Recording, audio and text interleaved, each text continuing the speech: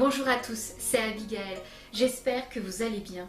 Aujourd'hui, je vais vous parler d'un livre de Su Lin Tan, Le Royaume Céleste. C'est une saga en 2 volumes, dont j'ai lu le tout premier.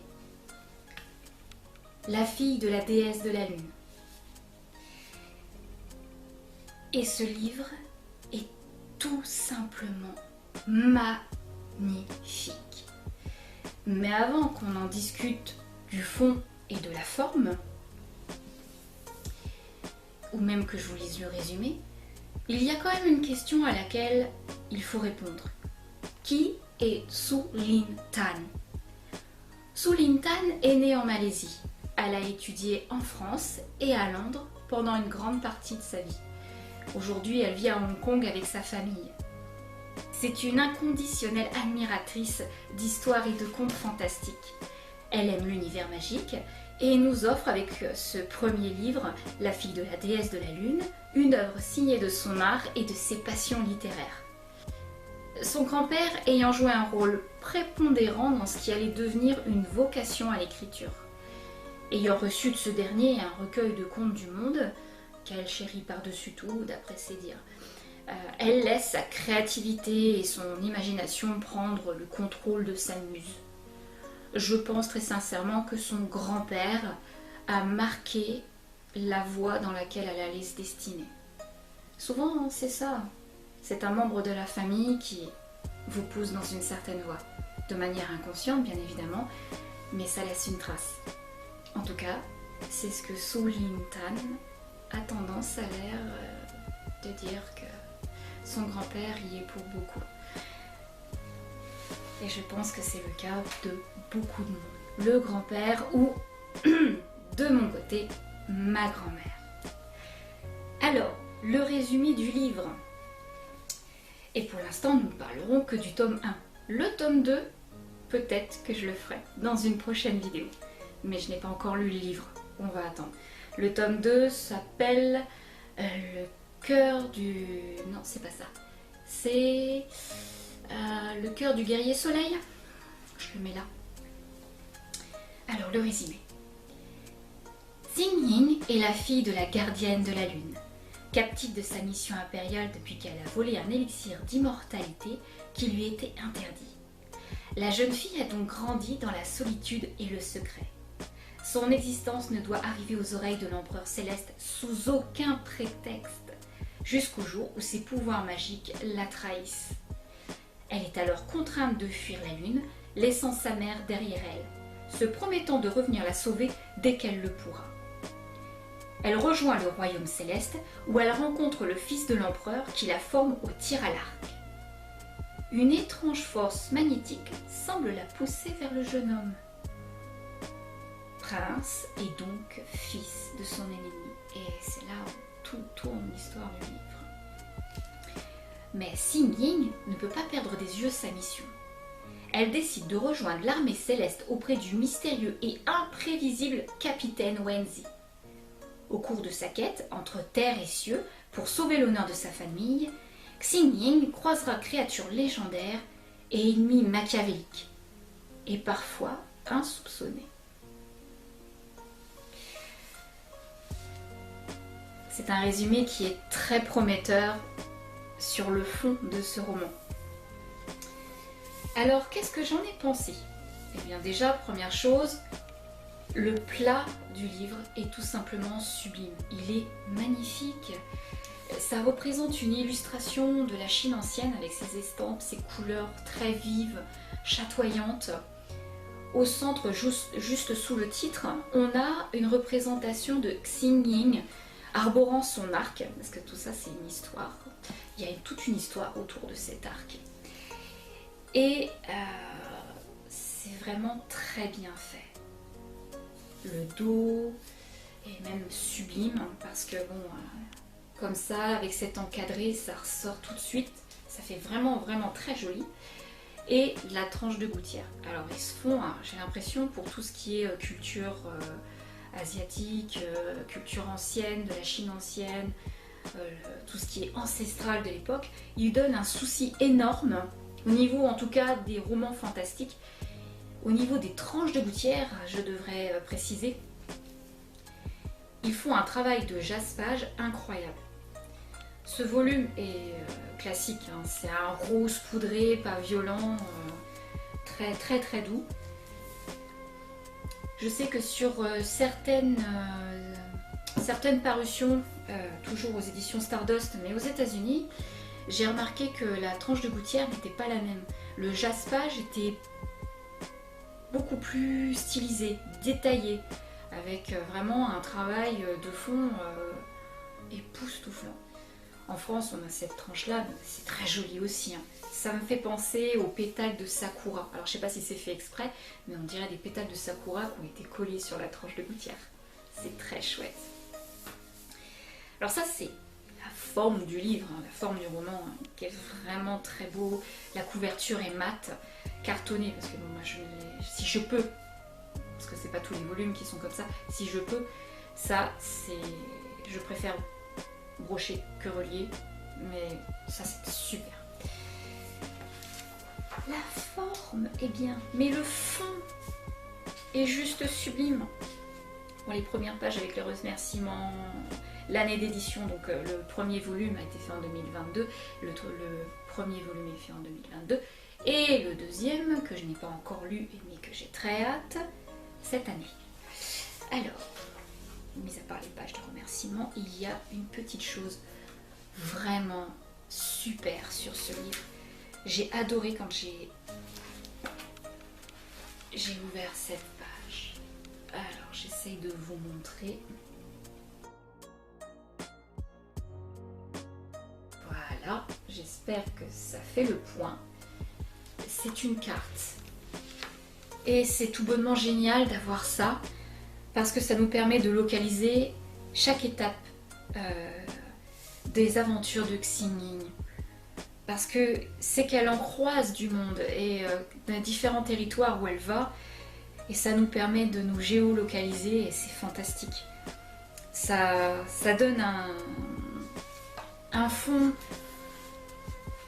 plus délicat lorsqu'on lit une histoire et qu'on sait à peu près où se placer. Ça nous donne une visualisation et c'est top parce que c'est plus simple de voir où se passe l'action. Par exemple, il y a le royaume des mortels, là où on va voir que Xingning va apprendre beaucoup de choses. Beaucoup de choses et faire certaines rencontres. Il y a le royaume céleste, la mer de l'ouest, la mer de l'est, la mer du sud, le royaume des immortels. Bref, la carte te donne un avant-goût des aventures que tu vas vivre avec Xingning. Alors Xingning, c'est qui? Eh bien, cette jeune fille qui a grandi toute seule sur la Lune avec sa mère et une servante dont je tairai le prénom, va se retrouver prise à partie entre les décisions de sa mère, j'en dis pas plus, et ses propres choix. Et ce sont ces choix, ces initiatives qui vont la conduire au royaume des mortels. Je ne vais pas trop spolier ni rentrer sur le sujet, mais pour faire simple, Xingning est une jeune fille qui a grandi toute seule, dans une forme de solitude, et qui va devoir apprendre, dans chaque étape de sa vie, après avoir quitté le cocon familial de la Lune, sur laquelle période elle vivait durant toute son enfance, et ben elle va devoir apprendre ce que c'est que de vivre comme quelqu'un qui est banal, qui est sans pouvoir, qui est sans amis, sans rien,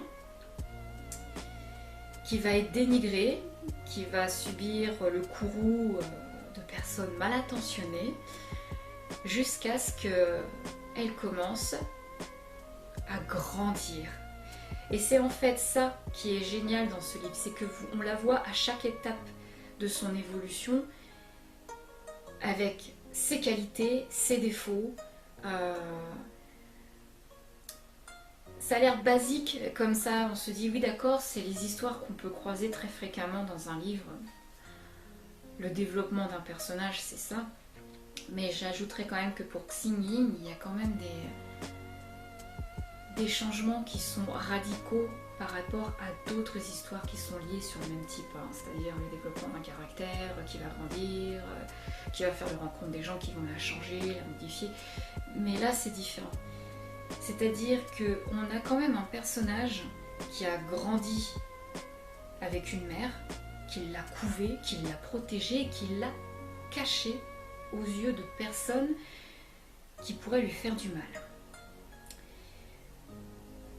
Lorsque Xing Yin se retrouve dans l'obligation de quitter ce cocon, elle se retrouve toute seule, entourée d'inconnus.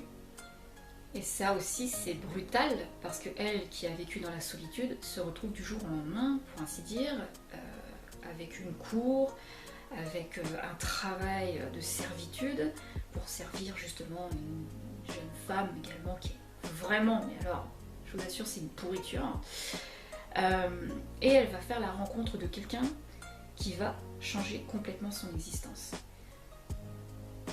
Il va lui donner une sorte d'éducation, lui permettre d'évoluer, lui offrir une sorte de métier, une destinée qui est basée sur plusieurs années. Alors, si mes souvenirs sont justes, c'est sur 2 ans. Et ça, nous, on va le voir, on va le vivre avec elle. Et c'est fabuleux. Parce que c'est pas aussi commun que dans les autres livres que j'ai pu lire. Celui-ci est vraiment très particulier. Déjà parce qu'effectivement ça se passe dans la Chine ancienne et maintenant vous avez compris que j'ai un petit côté fanatique sur ce domaine. J'aime beaucoup. Et les personnages qui vont l'entourer, certains triangles amoureux, des étapes à passer, des missions dont la toute première qu'elle a, c'est de sauver sa mère, parce que autour de tout ça, eh ben, il y a de l'inquiétude et elle ne sait même pas si elle va y arriver. Et ça, c'est ses côtés, voilà, c'est le héros, mais on ne sait pas s'il va s'en sortir. Ça, c'est le point fort de ce livre. L'autre point fort, c'est de montrer comment Xing Yin a un défaut qui va lui causer bien des torts tout le long de la partie 1 à la partie 2 à la partie 3, parce que c'est découpé en 3 parties. C'est sa fierté. Elle a un problème avec ça où il faut qu'elle se prouve à elle-même, mais qu'elle le prouve aux autres, qu'elle est quelqu'un de fort. Alors oui, c'est vrai que Xing Yin est un personnage qui est très forte, mais ça lui cause pas mal de déboires. Elle fait aussi vite confiance aux gens qui l'entourent, et ça aussi, ça va lui causer bien des problèmes. Mais c'est tout l'intérêt de ce livre. Qu'est-ce que je peux vous dire d'autre? Parce que j'ai fait un petit marque-page, je m'étais dit que je pourrais vous lire un tout petit passage pour vous donner à quel point chaque page, c'est un pur bonheur. Ça se lit facilement, avec une lecture fluide. Le vocabulaire est enrichi, mais c'est pas trop compliqué non plus. Le plus compliqué, en fait, ce sont les mots mandarins, la consonance très ancienne. Xing Yin, bon, c'est pas si évident à le prononcer. Et il y en a beaucoup d'autres qui sont assez compliqués. Mais mis à part ça, ça se lit très facilement. D'ailleurs, quand vous le commencez, vous lisez page après page, jusqu'à ce que vous vous rendiez compte que la lumière du matin, l'aube, filtre à travers vos rideaux, que vous réalisez que vous avez fait une insomnie, et cette insomnie, elle est passée crème. Je parle en connaissance de cause. Alors je vais vous lire un court passage, un peu pour vous donner envie. Je voulais être seule. loin des bavardages des autres domestiques. Je commençais à comprendre pourquoi ma mère préférait la solitude lorsqu'elle avait le cœur lourd. Armée d'un seau et d'un savon, je me dirigeais vers la rivière. Des masses de bambous poussaient tout autour, vert émeraude, luxuriants, s'étirant fièrement vers le ciel. Je m'assis sur la berge et commençai à récurer le manteau, le cœur si serré que je pouvais à peine respirer. Ma demeure me manquait tellement. Comment avais-je pu croire que je sauverais si facilement ma mère? Comment pourrais-je seulement l'aider avec mes misérables moyens? Mon avenir s'étendait devant moi, solitaire et sombre, une vie de servitude sans espoir d'amélioration. Une larme se forma au coin de mon œil. J'avais appris à les ravaler, mais puisque je me retrouvais seule, je la laissai couler sur ma joue. « Pourquoi pleurez-vous » lança une voix claire derrière moi. Je fis volte-face pour repérer enfin un jeune homme assis sur un rocher non loin de là, un coude reposant sur son genou relevé. Comment avais-je pu manquer son aura qui palpitait dans l'air, forte et chaude, brillante comme un ciel de midi sans nuages. Je m'arrête là. Et ça, c'est comme ça, tout le long du roman. Et encore, j'ai pris le passage qui est le moins d'intrigue, le moins palpitant, et pas une scène d'action, quelque chose vraiment de basique, qui montre un peu comment commence l'histoire de Xing Ying, où elle est désespérée, où elle est plus bas que terre, où elle est... bon ben voilà, c'est pas Cendrillon, mais presque. Et elle va croiser ce personnage qui porte le nom de Li Wei et qui va complètement modifier son existence. Et c'est là que part toute l'histoire. Et ça va très très vite, mais c'est tellement écrit et raconté avec passion que vous tombez dedans. Et après ça, vous avez toutes les descriptions des outfits, les tenues de l'époque qui sont décrites tellement bien que vous pouvez les dessiner. Même le visage des personnages, vous avez à peu près le caractère qui se dessine, avec la couleur des yeux qui est vraiment très bien détaillée. Derrière, vous avez aussi quelque chose d'extrêmement précieux. La culture du thé. C'est mis en avant, cette culture qu'il y a avec ce respect qui est extrêmement important et qui fait partie d'un art primordial. Si tu sais pas faire du thé, tu rentres dans aucun royaume. En fait, c'est ça. Et c'est très beau de voir comment ils s'y prennent, comment c'est décrit avec la porcelaine, avec le décorum qui va pour le service.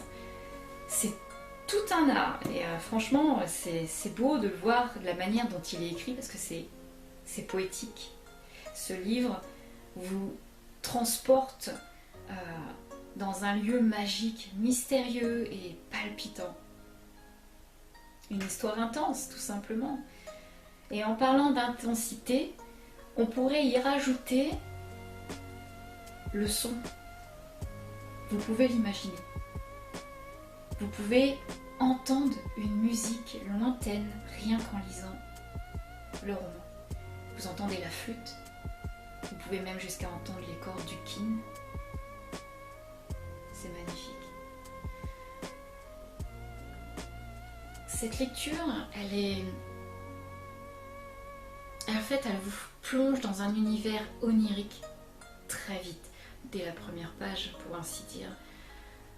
Ça vous donne toute la richesse de l'écriture, la culture ancestrale, la manière dont les impériaux étaient vénérés et respectés, même si c'était des enfoirés de première. Vous m'excuserez le mot, mais les deux protagonistes impériaux qui sont cités dans cette histoire,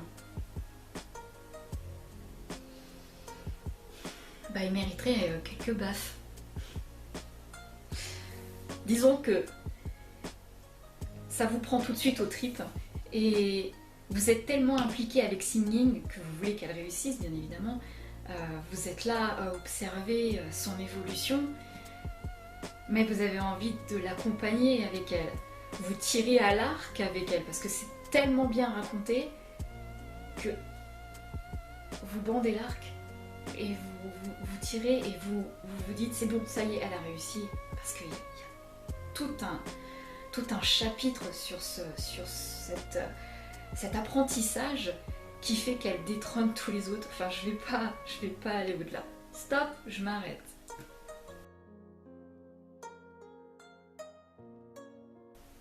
J'espère que cette petite présentation de ce premier tome vous aura plu.